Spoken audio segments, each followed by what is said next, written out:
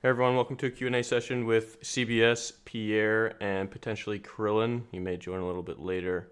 Um, you do not have to watch this video. You could just tab out and listen to this video. I won't be doing anything on the chart, maybe flicking through them, but that's about it. For those of you who are in the live session right now, use the live stream chat section to ask your questions, comments, concerns, anything like that. This will just be a discussion with us. Like I said, we're not going to be live streaming charts or anything like that. You can ask about charts, sure, but it's not going to be mainly a chart discussion. But I hope you guys are doing well, and we'll get into it. Pierre, I'm glad you can make it, by the way.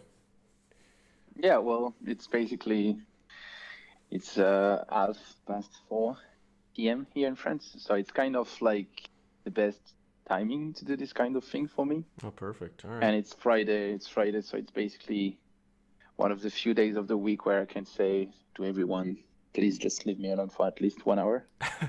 And they usually do, so that's all right. Yeah, perfect. Yeah, it's nice. It's been a while. I haven't been able to make like some sort of a live stream or Q&A or whatever in the group, which I used to do. I used to do it every once a week or 2 times to every 2 weeks or things like this. I'm gonna try to get back to this frequency of live streams. Yeah. In the coming weeks. Yeah. Good. Also, I guess we should mention welcome to all the new members and stuff like that. Welcome to CBS, and it should be a great month and months ahead. So yeah, I'm fairly sure about that. Should be great. Yeah, for sure. The first question we have is for CBS. For the portfolio trades, when you take profit at the targets, can you give an idea on how much percentage you take profit at those levels? It seems to me that the percentage would be small since you're looking at building your position as it shows strength, but I'm unsure. Yeah, so the answer is I did kind of cover this in the answers. I know that Stephen's sort of message to say this, but the answer is I don't know. And it sounds kind of counterintuitive to say I don't know what my take profit's going to be, but the way that it works for me is that I want to see what the price action looks like at the time, right? So if we're super overextended by the time we hit those take profit points, then I may look at rationing off a larger percentage of that position size. If we are still looking as though we've got room to the upside, I still want to pay myself, but I may choose to pay myself less. So it really depends on the way that price action takes structure on the way up to that level. That's going to determine how much of the position that I want to remove at that point in time. So it's relatively dynamic in that I'm not just going to say I want 50% off there and 50% off here, right? It could be a 20%, it could be a 30%, it could be a 70%, right? Depending on what that price action looks like. So really for now, it's a case of just, me waiting and watching. And firstly, the major concern is hoping they actually get there. I mean, that's in the current conditions. It's hoping they actually achieve those levels to begin with. But yeah, there's no fixed percentage at this point in time, just because my style, my approach, my system needs to see the price action in the moment to be able to make a decision on that. Okay. So what about people who have the mindset and they may be questioning, well, before I enter a trade, I typically have my stop loss and take profit already mapped out.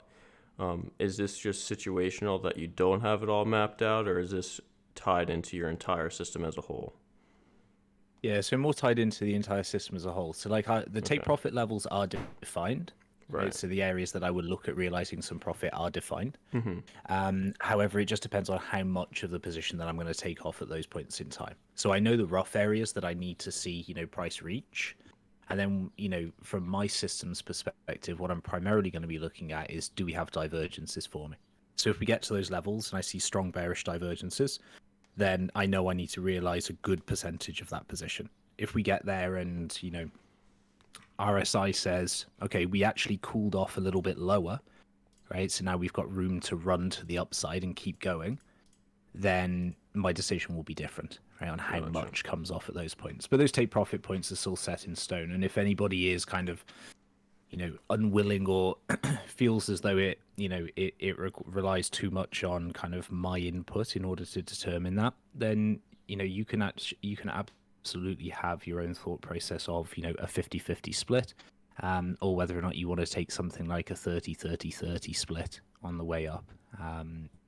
Having those kind of set things isn't a bad thing if you're not going to be as actively trading. But for me, I am sat here and I am monitoring those levels, so a little bit easier for me to kind of, assess at the time versus just setting orders and walking away.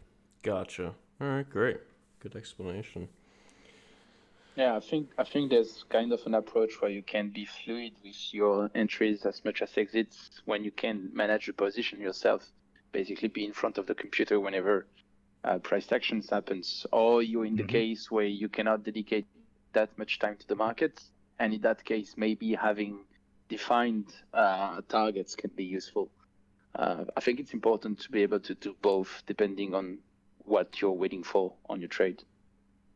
Yeah, so like the defined targets thing is fine because, like I said, I think like the main thing is what percentage do you pull off, right? That's like the key to the question is like how much do you take off that position, and that's different for everybody. Some people are very bad at taking profit, and therefore it's better that they take a higher percentage of their profit earlier on, right? To get used to that feeling of taking profit off a winning trade.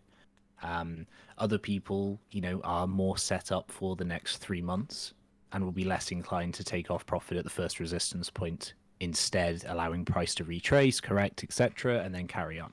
So it's really the percentage that's the difficult one to kind of, put a fixed stamp on for me. The level's fine, like that's easy enough, right? We're just taking it off at resistance, but those kind of fixed, how much do I take off? That's where the situational aspect really lies for me. Perfect. Yeah. That was a very thorough explanation. Hopefully that answered your question, Banksy. Let's see. How do you tend to handle breaking news? If you catch it as it's breaking down, do you cut the position and wait for the market to settle? Or how do you guys handle, entering into a trade based on a headline or something like that?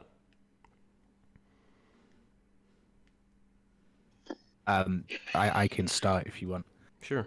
Yeah. So for me, it's a really awkward one because I think this is kind of a perfect example of where you get this blend of, was it the news that facilitated a move, or was it the technicals that facilitated the move, right? Because like with Elon, we can quite clearly see that there is an effect once he tweets. Yeah, like there's an effect today once was he perfect. tweets. We were just at range high, at resistance. Like we've been all taking profits like yesterday, so we couldn't argue indeed that it was technicals or just Elon messing with maxis again. Exactly. So you get the situation where you get an Elon tweet that's kind of perfectly timed with potentially a diagonal level if people are looking at the diagonal, with a horizontal level if you're looking at a range.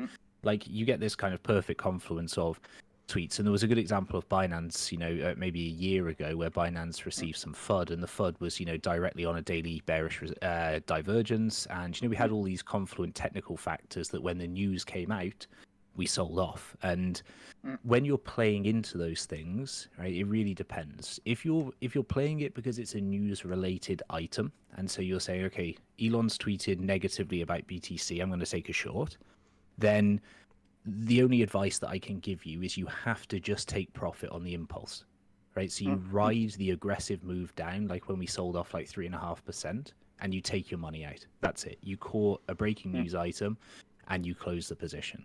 If you're playing it based on a technical setup, you're probably more defined in terms of where your target area is, right? So you're probably going to have a level that says, okay, I'm short anyway, the Elon news helped me out, and here's where I was looking at taking profit. So you've usually got more set up if you're playing it from a technical versus playing it based on breaking news. So breaking news, take the profit, bank the impulse that we get based on the news.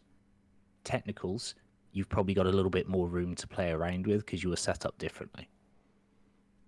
Yeah, I have the same exact approach to CBS. So when I'm taking positions based on strictly the headline, right? So I'm not really, I see a headline and I'm sprinting back to the office to smash the market button. I'm taking profit on that impulse. And I'm thinking to myself, okay, I caught a, I don't know, 2,000 point move.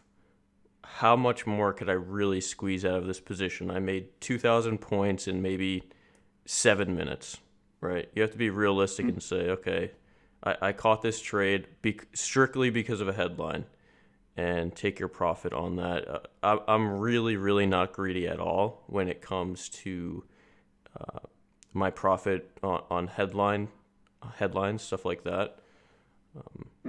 So yeah, I think that would be my biggest thing. Just take your Yeah, profit. same. Don't get greedy on headline trades.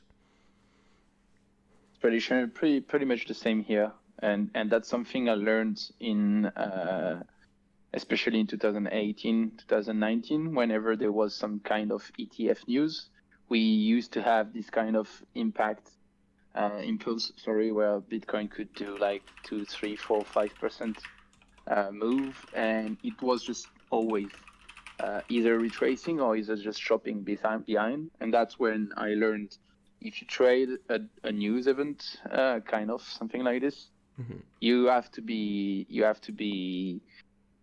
don't even blink twice to pay yourself. You basically just took a free move, if we could say that like this. Like, just accept the fact that you managed to grab 3-4% already, which is pretty nice on something that is external to the market, and just let it go, just see how it develops. But yeah, this is something I learned the hard way with the ETF narrative in 2018 and 2019. Yeah. So yeah, Those are good ones.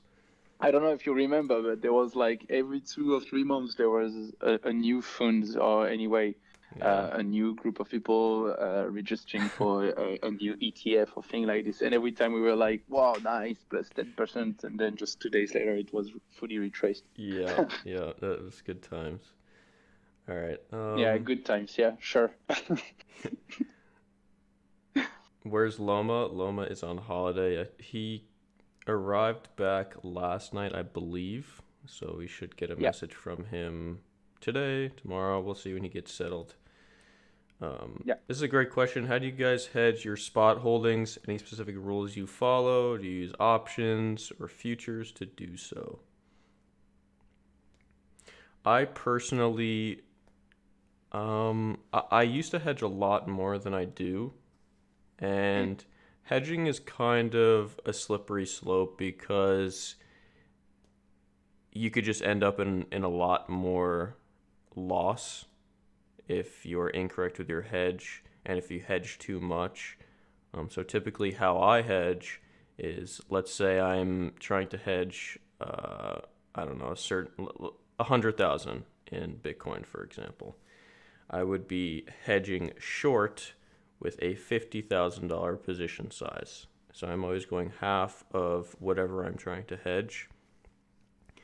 And that I'll just leave running, and whatever profit I accumulate. And I'm trying to kind of lessen the blow if the market takes a hit, right? But the real issue with that is if your hedge is incorrect, your spot holdings would go up, sure, but you also could be taking a massive loss on your hedge. Let's say if you don't have a defined stop loss, you're kind of just sitting in this underwater short position, and Bitcoin is now 10,000 points above where you started your hedge, and it could be really bad overall.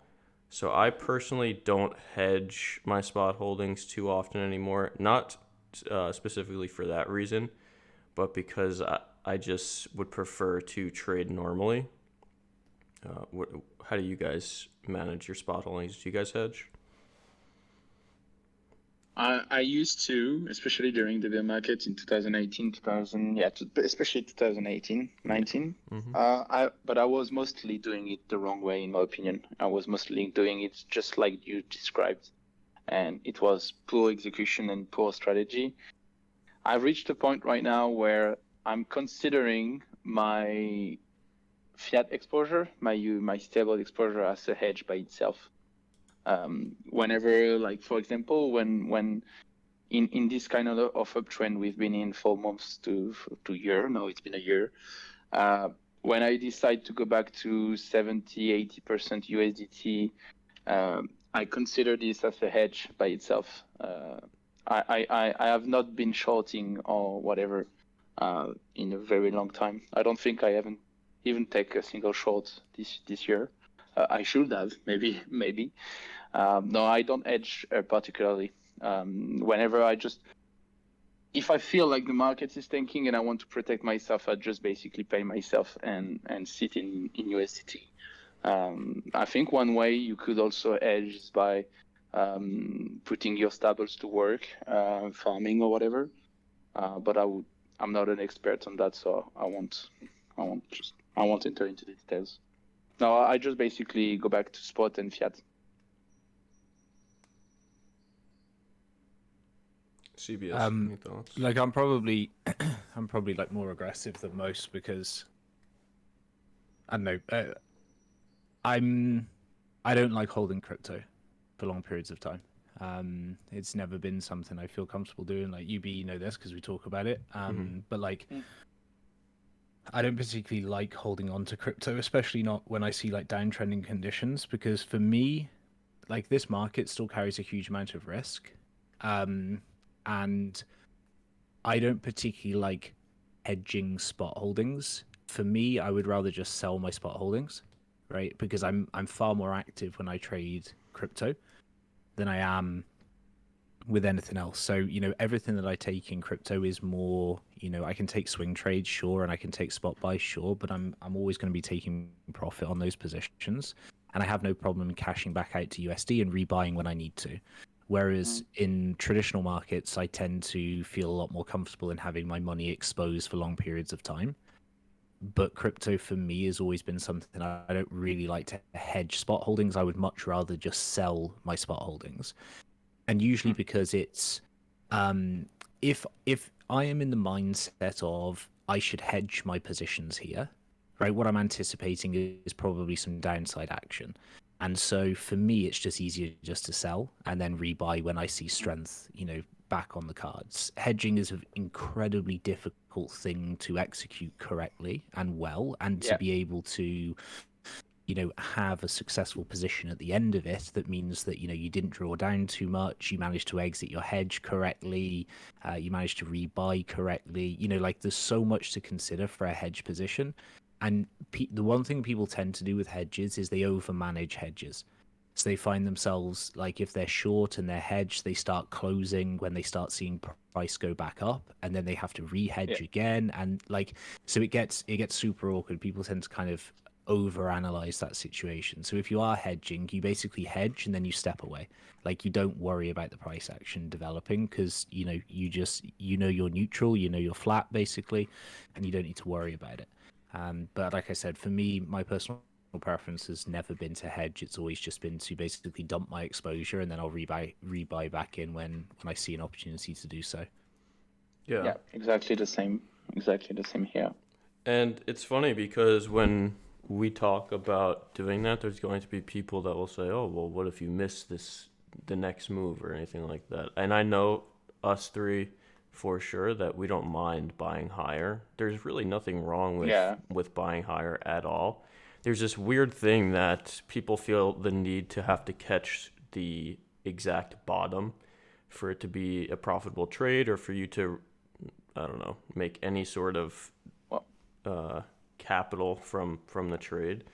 So there's really nothing wrong with buying higher if you do dump your exposure and you don't want to hedge. And on the topic of hedging, it's there was a perfect example of that actually, UB. It was just last year. Like for example, if someone spent his month of May to July to 2020 trying to find the perfect bottom of Bitcoin instead of just waiting for Bitcoin to go back above 12K, you most likely have lost money getting chopped left and right. While if you bought the Bitcoin breakouts in September or October 2020, if I remember correctly, you basically had zero drawdown all the way up to 20K. Right. So it's like, this is also something I think you learn kind of the hard way, that it's okay to buy back higher, because this is something many people say, especially on Twitter, because people love to give advices even if they are not financial advisors. and many people are always saying you can buy back higher and things like this, but very little people actually do it and are okay doing it. Yep. It takes time to accept that, in my opinion. Yep. But it's normal. Agreed. It's And greed. on the same topic of closing our crypto exposure, do you guys do anything with your stable coins? Do you stake or lend them on any platform to earn interest? Additionally, what percentage on average are you in stable coins throughout the year? The second part of that question is pretty difficult, but as far as the first part, do you guys stake or lend your stable coins?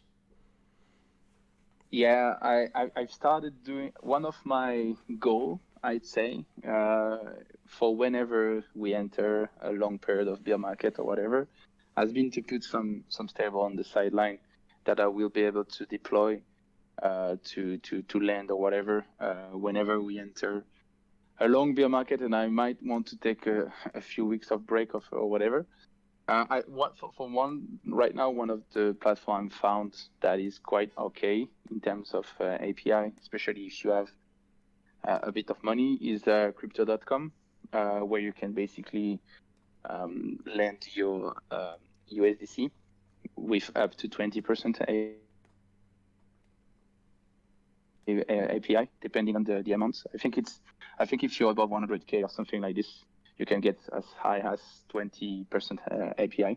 So I'm looking into these kind of things because right now there's a part of my folio that I'm not particularly interested to trade with, and that I might start deploying in these kind of things, but I'm still kind of a beginner on that subject. So beside that, and beside lending directly on FTX, I'm not doing much with my stables, and I think it's kind of a bad thing considering now all the opportunities we have in the market, contrary to 2018 or 2019, where you couldn't do anything with your stables, basically.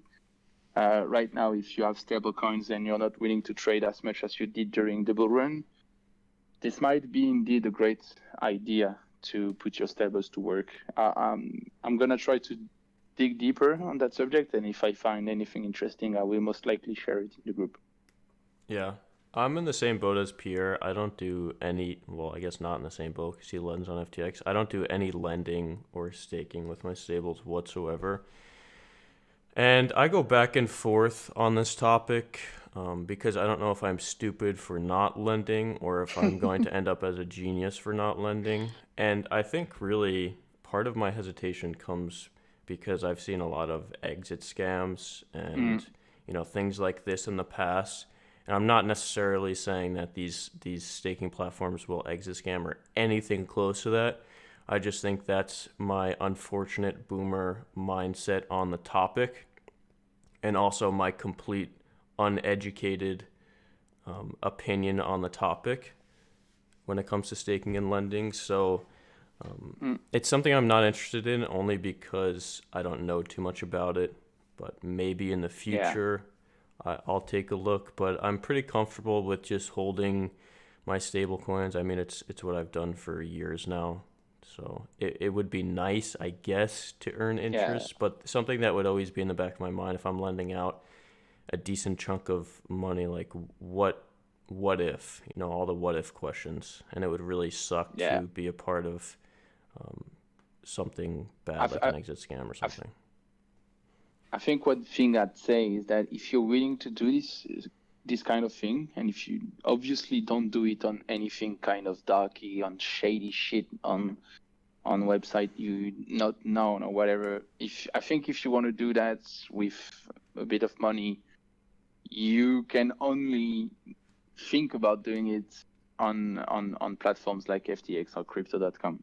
Like do not send your exactly, because I mean the risk is still there. There will always be a risk and whatever and things like this for sure, but maybe at least one way to reduce it a bit is not to be an idiot and to do it on platforms that have been recognized in the industry for these kind of things. Many of my friends are doing it personally. I have just been lazy, to be honest. It's one of the bad thing about the bull market is that you get easily lazy. So I should dig deeper. But yeah, there's always this kind of risk you be just like you. That's one of the reason I've always been kind of hesitant to do so. Yeah. How about you, CBS? What are your thoughts on that? No, I didn't do any. And the reason that I don't do any is that whenever we get periods like this in crypto, whenever we get, what I assume will be a larger range for now, or an area of, potentially, I know we're in a downtrend at the moment on BTC, but, an area where we're going to shop around for a little bit, I tend to take the majority of my money to the traditional market. Like that tends to be where I go. And just because I get out of all of the correlation, so we find that when BTC is doing what it's doing and we're in a completely unknown situation, BTC is like, am I bull, am I bear, am I going to range? That correlation with alts is even tighter. So during the uptrends on BTC, we obviously see certain alts outperform, we see them kind of take a life of their own. But when we get the environment that we're in at the moment, we tend to just tighten up the correlation a lot more. And for me, it's just a really good opportunity to kind of like remove myself from the space and then go somewhere where I get that freedom of non-correlated markets again. So for me, I tend to just go over to traditional. And again, my mindset at the moment is kind of more influenced by, my greater macro outlook on traditional markets at the moment.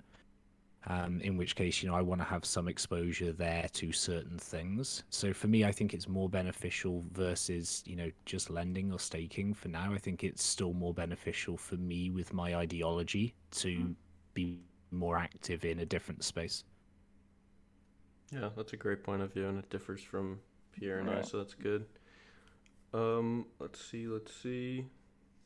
This is a question. It's Can I answer Mandrake first and just say that Mandrake, sure. the mic is on mono now, but you've also identified yourself as not watching the last two streams because it's also been on mono for then. Oh. Wow, you don't watch But we every got it. single We got it CBS sorted. stream. We You got don't him. watch every We single got him. We stream. found That's the one right. guy. Busted. Busted. Let's see. It seems like you use S&D zones by looking at multiple touch points. Some traders use what's called order blocks or high, low value areas. Have you considered the rest and decided your current approach? Basically, I'm wondering, how did you end up with your current trading style? Order block, support and resistance, all of that stuff. It really depends on who you ask and how they Yeah. describe it, because I trade with order blocks. I mean, that's in my trading system as well. And it really differs by person to person on what an order block is to them and how they approach entering and exiting positions based on that.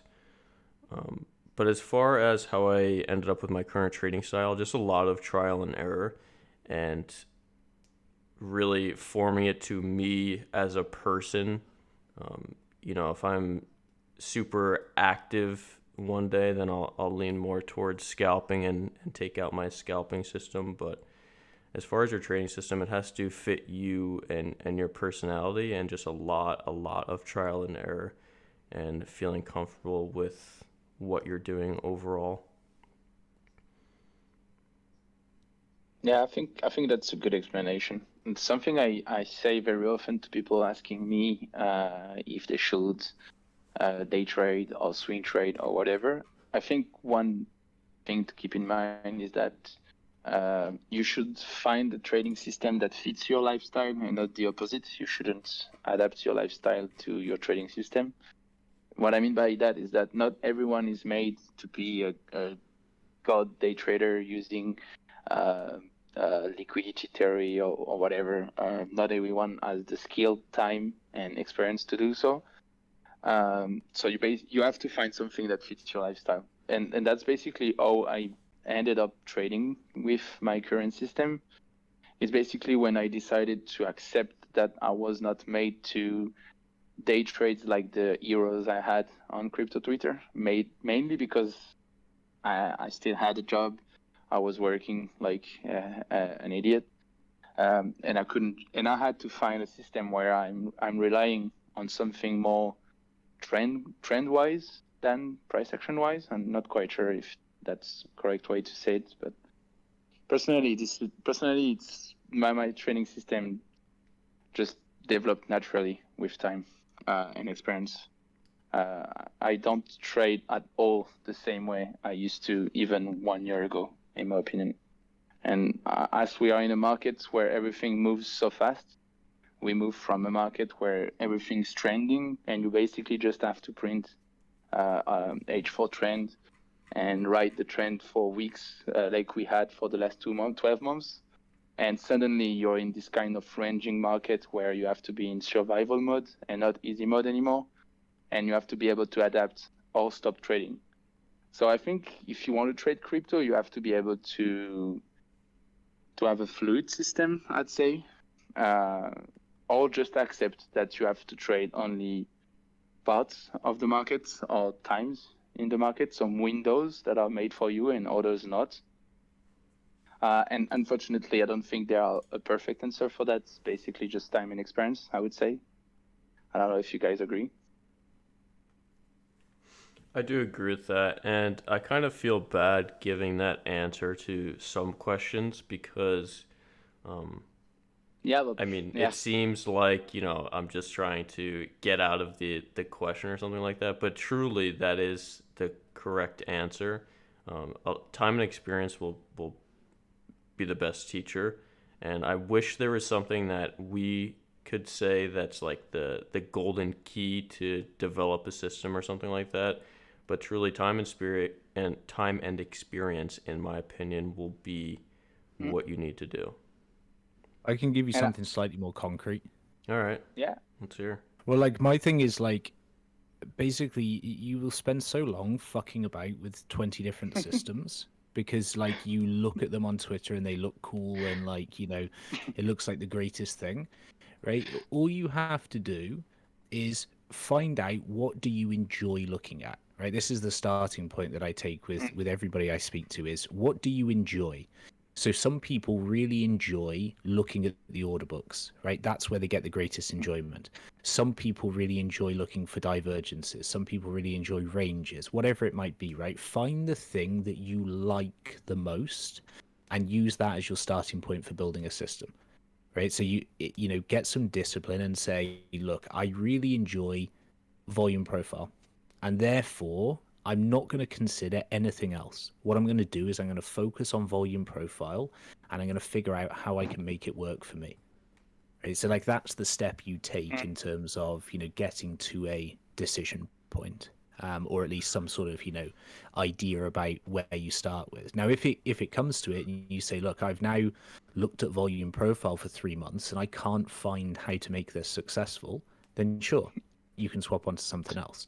But most people just spend too long like going around 6 different things without ever really mastering any of them. And it's usually kind of, whatever's the flavor of the month on Twitter. Yeah. It tends to be, and we see that change all the time. We see that change from Elliott Wave to Wyckoff to, naked price action was a TD. big thing for a long time. Yeah, like everything, Sequential. like everything just, yeah, exactly. TD sequential, like everything becomes like a flavor. And right now we see a lot of like active volume profile traders. We see a lot of order flow traders.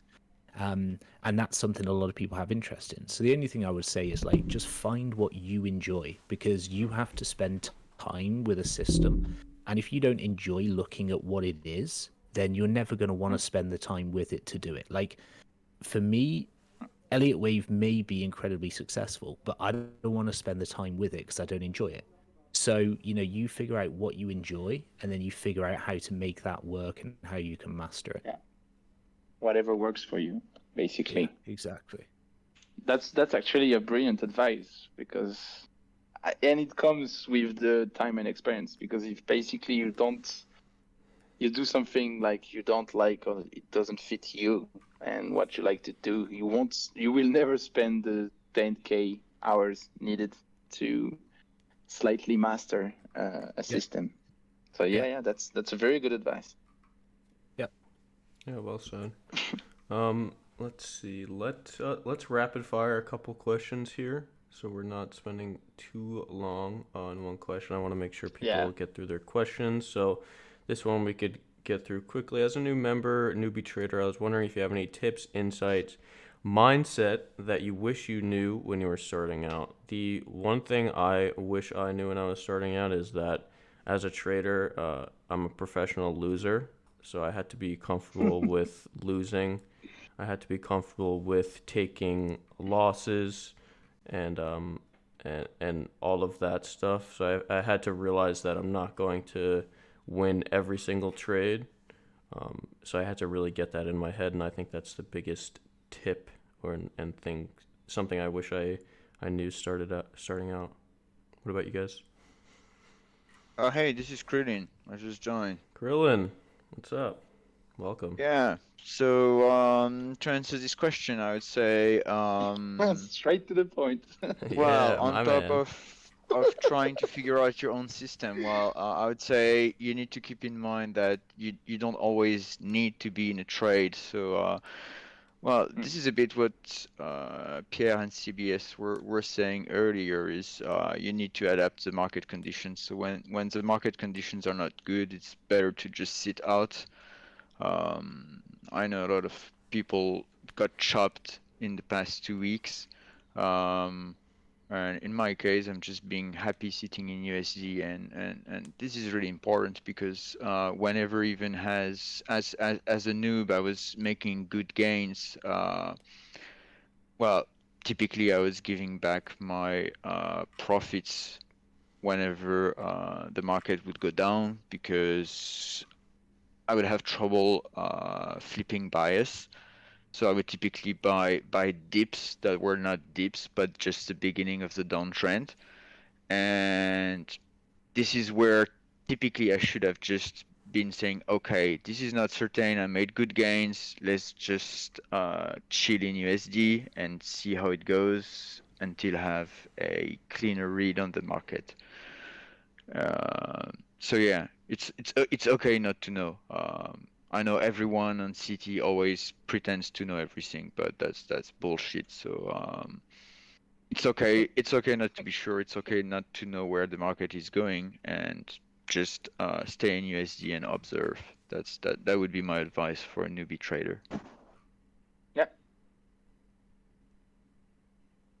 To answer the question too, back then I would have loved to have someone indeed telling me it's okay not to be in a position. I think one of the thing new members or new traders kind of struggle with is to indeed be able to take a step back and not to be in a position all the time.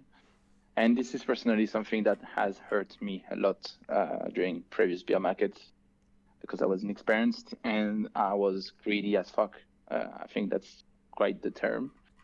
So yeah, I'd say one of the tip I would say is learn to take a step back, learn to try. I know it's much easier said than done, and I'm not even sure if someone would have told me that back then I would have followed the advice. But that's truly one of the best one I could say.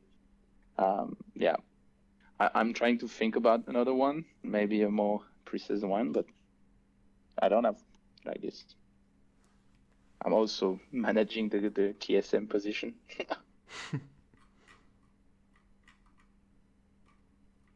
My one would just be take profit. Like, Yeah. take profit. Never be scared to take profit. Always take profit.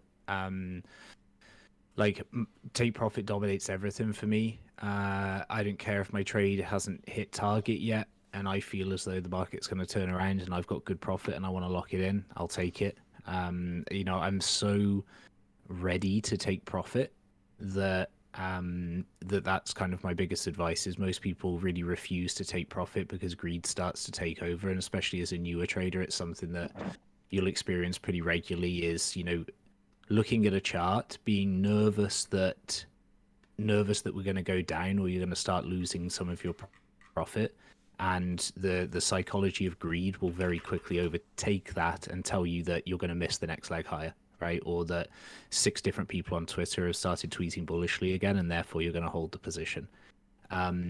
Take profit, and always make sure, like, number one thing, always make sure that if you have an amount of money that you have made in a trade that is significant to you financially, take it. Like, I don't give a fuck if you've hit target or not. If you are sitting on a pile of cash that would change how easy or hard your life is, right, then you take it. And that was the thing for me. It's like I would hit big trades and basically force myself to take profit. And I can promise you now, what will run through your head is fear, because you don't want to miss, another leg higher. But you will never ever look back at that situation and be sad that you made, good money on a position. You will only ever look back at the trades where you close them having, a $20,000 profit, and you closed it back down at $1,200, right? You'll always remember those positions. But the ones that you close for good money, you'll never look back and sort of frown on those decisions. Right? It's always good if your financial situation can be changed dramatically by taking profit, take your profit. Yeah, I said something very, very similar when I did my live stream the day of the sell-off. I said something very similar, so I totally agree with that point of view as well. Let's see here. Could CBS give us signals when he's up to in traditional markets? He has a traditional markets channel. Yeah, I will. Let's see. This is a great I'm question. just going to drop a journaling. warning that I've got about 13 minutes left or so, 20 minutes. All right, no problem. I always hear that journaling is extremely important. I'm curious if you journal your trades, and what key information do you find was important to track for you that help you realize that what worked or what did not work? Yeah, actually, that's I think that would have been one great advice for the precedent question. Journaling what you do is actually something that personally changed my results a lot. I wish that was something someone would have forced me to do when I started trading, personally. But yeah, to answer the rest of the question, sorry, I think I kind of got the question. That's all right. I need to read it again. Yeah, that's fine. So I journal, not as often. I journal a lot more when I'm feeling a bit more euphoria, or when I'm down, mentally or something like that. And information that I include a lot, or, basic information about the trade. Let's see, my entry trigger, exit trigger, things like that, which I think are normal for journaling. But I also include what's happening in real life. So let's say if, I'm having some bad day outside of trading, I'll highlight that, and then I'll see, if there's some sort of correlation and kind of lower risk when something else is going on in real life. Also, I had a real issue with not sleeping a lot and trading a lot. And so at that point, I started tracking how many hours of sleep I got that day and see if there was a correlation. Obviously, there was, right? But at the time, I'm thinking, I'm a god. I could sleep for 3 hours for the next week and I'll be fine. But obviously, I wasn't. But I needed to see that on paper to convince myself that this is going to end poorly. So I think the real benefit of trading is that you could see in front of you the mistakes you're making and change them, because it's different when you enter into a position that ends up being a bad position and it's a stupid mistake. You could tell yourself all you want, like, oh, I won't make this mistake again, but you'll probably forget whatever happened. So it's good to have the journal to keep yourself responsible for that mistake. Yeah, exactly. I used to, when I started journaling my trades, the basic entries of the journal was always kind of entry, exit, motivation for the trade, and results, basically. And something that changed a lot, and this is, we already talked about it earlier when we talked about trading the news with ETF in 2018 and 2019. When I started adding to my journal kind of what is the market, what is the community saying today on that trade? Is your trade truly motivated only by technical analysis, or are you being influenced by any news on the market, any narrative, or are you counter trading? How do you feel like you're counter trading your Twitter feed, for example? I like to add these kind of things in my entries in my journal, because when I look back, in crypto we always have same situation repeating again and again and again. And I think it's very interesting to come back to your journal sometimes just to, like, you see a big news hitting the market, you really want to start trading it. You can look back to your journal and see, okay, I've done that the last 5 times the big news came up in the market. And if it has always worked, it can be a nice confluence to go for it. And if it fails every time or whatever, it can keep you away from this potentially not necessary trade. So I'd say, in addition to printing down the technical reason you're taking a trade and how it goes, it's also interesting, especially in a very speculative market and a very hype narrative-driven market like crypto. I think it's interesting to add some of your emotions in your journal. This is something I've been saying a lot in the group since we launched last year. Especially when there were like very down times when market was taking a severe hit, when people had huge losses, I was always saying, print that down on your journal. Just write it down, write how you're feeling right now, and next time you're not willing to take profits because you think it can go higher, look back to your journal and slap yourself if you don't sell again. I don't know if you see what I mean, but this is personally something that has helped me a lot. Staying disciplined, taking profits, because I've kicked myself so hard in the past that I had to write it down on paper on my computer to finally accept that me from the past could slap me hard right now if I don't take profit, for example, or if I take this trade. So I think adding your sentiment and emotions in your trading journal can be a great addition. I agree. Krillin, CBS, thoughts?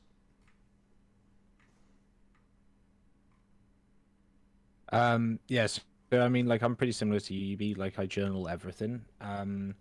So I add in the emotion into it because that's a big part of how we trade is, whether or not we're emotionally charged one way or another, happy, sad, euphoric, depressed, whatever it may be, that does influence our trading and our decisions.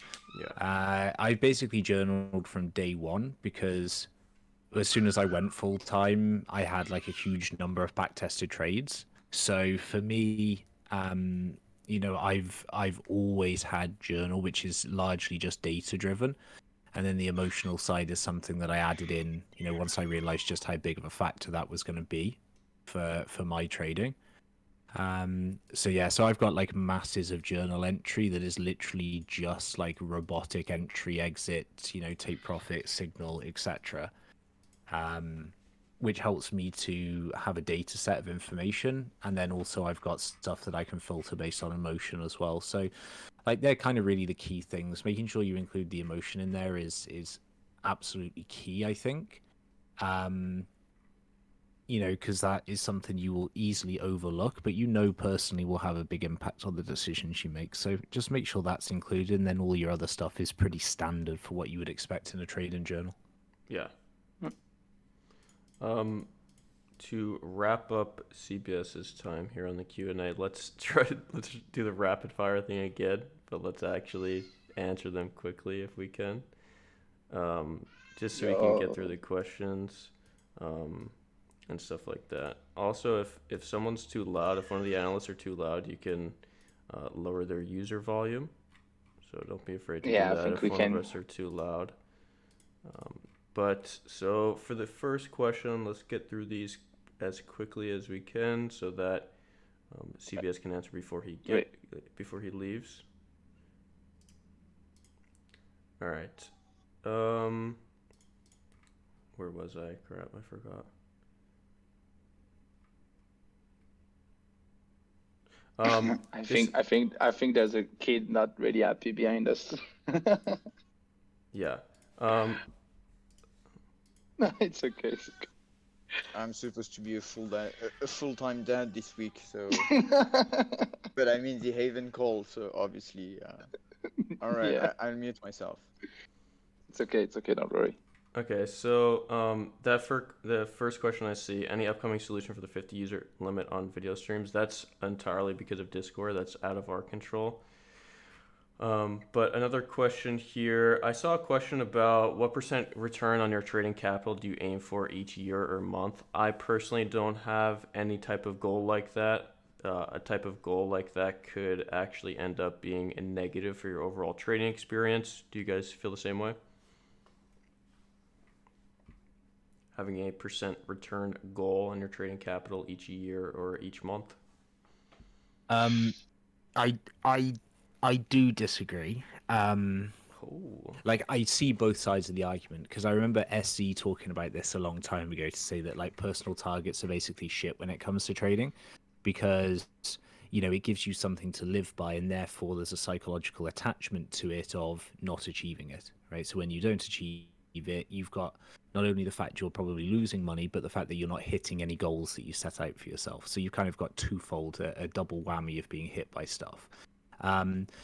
My thing has been that what it helps me to do by have a target is to manage my time at a screen, right? That's the key thing for me. So by setting out a target, let's say it's 1% a day of what I would like to turn over in my account size, it gives me something that when I was a lower time frame trader and when I was scalping more actively, it gives me something that gives me an exit point to get off and stop scalping, because otherwise it's very addictive in nature. And one of the things that I find leading on from the journal is the more and the longer I tended to stay on in my sessions, the worse my trading performance got, right? I'd hit something when I was nice and fresh in the morning. I hit a great trade. And then if I would, continually stay at the PC and look for more opportunity, I would find myself almost being more aggressive in trying to find entries. And my performance starting to dip towards the end of the day. So for me, having like just a fixed goal was more of a means to an end in terms of once I achieve it, I can log off happy for the day. I've done my day's work, right? That's it, finished. In terms of percentage return for a year, no way. Like can't think about that because that's going to fluctuate wildly. And there's not a figure that I would put out that I would even be happy with, because in this space, like who knows? You can do 20% in a day. So, who knows what you're going to be able to return a year. So I don't like to set it out that far in advance, but I think that anybody that's trading lower time frame and that is struggling to get off the PC, get off their phones, having some sort of kind of fixed return each day that you're happy with is a great way of kind of introducing some limits for yourself to say, okay, finished, done, made my money, time to log off and do something else. All right. Yeah. I see that point of view. To be honest, personally, I never truly thought about it that way. But that's also mostly because I never relied on trading to live for now. And maybe that's why I've never truly put a kind of percentage I want to reach a goal every year. All I know is that pretty much all the goals I had since 2019, every year I was reaching them and outpacing them, but that's also because this market is a very generous one in terms of opportunities. I think the more professional I'll get to my trading, the more I'll most likely put myself some goals like this. Maybe because I will most likely trade with the same kind of amount over time. I'll admit I've never truly thought about it that way. I'm more trying to. I've been in this market in a kind of survival mode for so long that I don't put myself this kind of yearly goals or whatever. But what I know is that, for example, on a daily basis, if I take some daily trades, I've learned my limits. Like, for example, I'm okay. If during one day and in one day I kind of catch a big move, I've learned to force to pay myself and not look back anymore until tomorrow.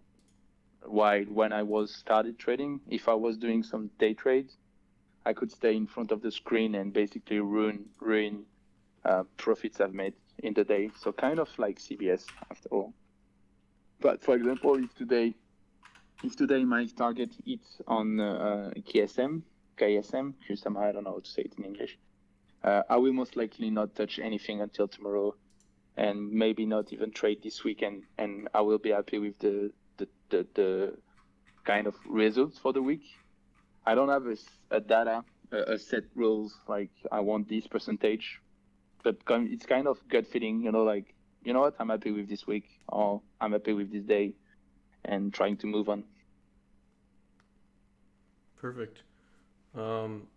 Any advice on how to go about backtesting trading strategies? You can use the replay function in TradingView, or you can manually backtest. So just scroll left on your chart and go about it that way. Treat it as a real trade. That's how I would go about backtesting, but the real way for me is to use the replay function on TradingView. Can I add in one thing there? Yeah. Or two things, and I'll do it as quick as possible. Number one, don't underestimate the amount of time it takes to backtest. Right, there's no cutting corners. It takes a long time. And secondly, make sure you are testing an area of price action that is relevant to different market conditions. Right, so don't go and backtest your system during the BTC 6K range. Like, there's no point, because the market conditions are so vastly different now to when they were back at 6K. So make sure that whenever you are back testing, you are aware of the market conditions at the time you are doing your back testing. That's it. Great point. Yeah, agreed. Let's see. I am recording this for anyone else who has the same exact question. I am recording this. This will be uploaded to YouTube shortly after we complete here. This is a question directly directed towards CBS. Why do you have targets to scalp to every day, and you either stop with a certain loss or profit? Surely you're just trading your P&L on a larger scale when the market does not care. Seems counterintuitive not to take good setups within your system just because of your P&L. One sec. I just want to get back to the live stream channel so I can read this as I answer it. Yep. It's from Will H.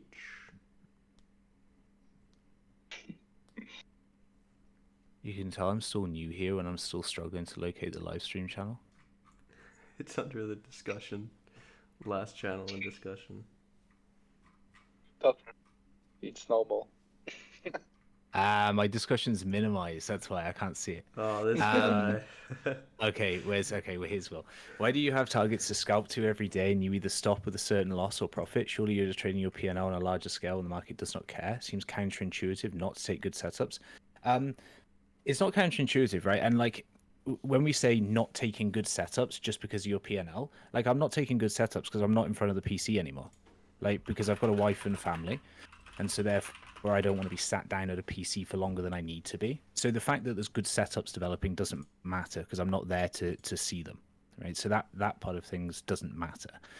The scalping to a P&L thing, right, is, from my perspective, it's exactly the same as going to work. So when I sit down at a PC, that's me going to the office and entering work mode. So when I work and I get paid for the day, I'm not going to sit there and do overtime, right? So just like when you finish your 9 to 5, for example, right, and then your boss comes in and says, actually, do you know what? You're doing a really good job, so why don't you stay from 5 till midnight as well? And like, for me, like, that doesn't make sense. Like I've made my money for the day and I'm ready to log off. So it's kind of twofold. It's number one, it's how you balance the personal life with trading.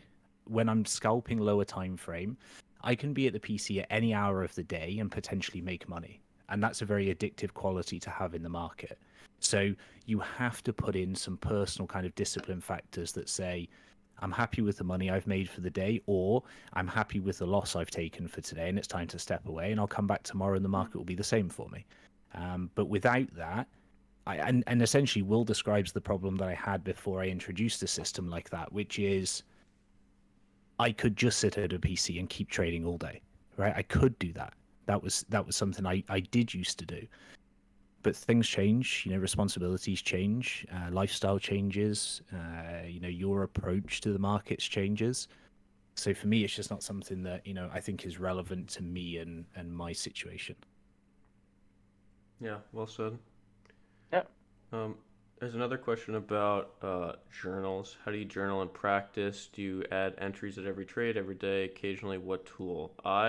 When you journal absolutely everything. And you could just use Discord, just create your own server. Takes about 5 minutes. You could do different channel breakdowns, and that's what I would say to give you a good introduction to journaling. And you'll become more comfortable with the idea as you continue to practice the journaling side of things. Let's see. Any other questions here? There's no other quick questions that we can go through, and I know CBS's time is winding down here. So yeah, that's the same. That's the same for me, guys. I'm gonna have to go, unfortunately. yeah, so I think we wrap it up here. I hope you guys enjoyed this Q&A session. We'll be doing these more. Welcome to all the new members, and we will look into a private YouTube stream for when we are actually talking about charts and stuff like that, so more than 50 people can join. So don't worry about that. We hear that feedback and we'll react to it accordingly. But anything else you guys want to add? No, just welcome to new members. Welcome also to CBS. We are very excited to have you. I think we've already made it quite clear that it was a great addition for us. We are very happy on how things have went. The Haven is now a little bit more than 1 year old, and it's very cool that some of you have been around with us for some time, and it's very cool to see that many of you still find value in the group, and I hope it will continue that way. Oh, and also do not front run my KSM target, please. It's almost there. Only 1%, please. Anyway, guys, I'm gonna have to go. Leaving you guys here. See you in the group. All right, see you, Pierre. Cheers, guys. Thanks. Anything you'd like to add, CBS? No, I think that's pretty much covered everything. I think that the one thing that I think like that you guys have already demonstrated in the chat today is like ask as many questions as you need to, because like spaces like this to be able to talk to guys and guys who I'll speak openly. UB knows that I speak openly about this, but like the guys that you have in the Haven are not YouTube marketers, right? These guys think is from a very real approach to trading and navigating these markets. So basically just like continue to stay hungry and ask questions, because I think this is a really good space in order to do that. Yeah, agreed. Yeah, so I think we'll wrap it up there. Krillin, I'm not sure if you're at the mic, but I appreciate you stopping by as well. Yeah, sure. And yeah, like I said, we'll do this again. And I hope you guys enjoyed the Q&A session. If you have any questions that we just passed over accidentally, just put them in the members questions channel, tag the analysts, and we will answer them accordingly when we have a free minute or whatever. So yeah, I appreciate it, and have a great rest of your day, guys. Thank you very much.